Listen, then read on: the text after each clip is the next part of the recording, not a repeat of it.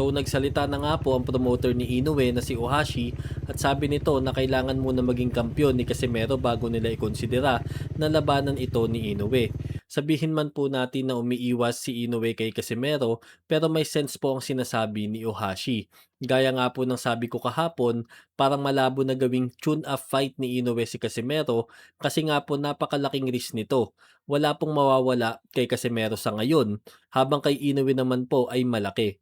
Gusto nga po ng kampo ni Inoue na kung lalabanan nila si Casimero ay at least meron man lang makuha si Inoue dito.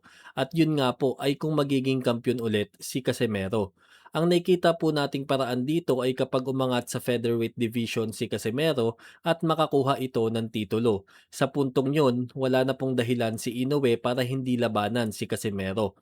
Pero syempre po, hindi naman nakaikot lang kay Inoue ang karera ni Casimero sa boxing. Kung hindi pa talaga panahon para maglaban ng dalawa, hindi po natin mapipilit. May bali-balita nga po na pipirma ulit ng 3-fight deal si Casimero kay Koki Kameda. At sa 3-fight deal na po yun, ang unang laban daw po ay para sa isang title eliminator. Ang pangalawa ay para sa isang title fight at ang pangatlo ay para sa unification o title defense. Ibig sabihin po, ang goal ni Koki Kameda ay gawing 4th Division World Champion si Casimero. Maaari nga pong gawin ni Casimero ang lahat ng laban na ito sa featherweight division.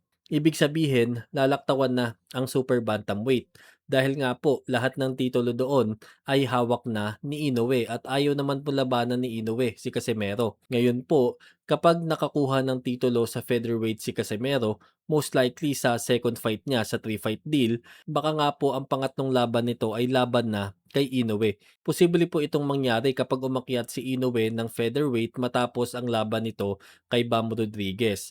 Pag parehas po may titulo ang dalawa, pwede po maglaban sila sa unification. Pero syempre po, maaari din naman na sa super bantamweight division kumuha ng titulo si Casimero.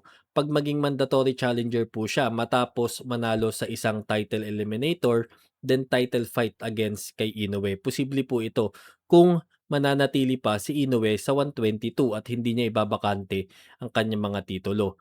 Sa ibang balita naman po, si Manny Pacquiao posibleng maging world champion ulit kung papatulan niya si Liam Paro, ang bagong welterweight IBF champion.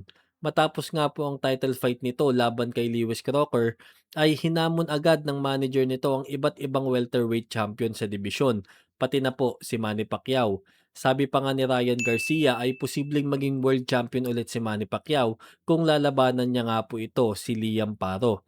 Si Liam Paro po ay isang Australian boxer at naging sparring partner pa nga daw po ito ni Jeff Horn sa training nito laban kay Manny Pacquiao. Ang problema nga lang po ay kung sa Australia gaganapin ang laban, alam po natin na hindi po maganda ang naging experience dito ni Manny Pacquiao. Pero ito na nga po ang pagkakataon ni Manny Pacquiao para maging world champion ulit. So that's the story mga boss. Huwag kalimutan mag-like, comment at subscribe. Magre-reply po ako mismo sa lahat ng mga magko-comment. Maraming salamat po.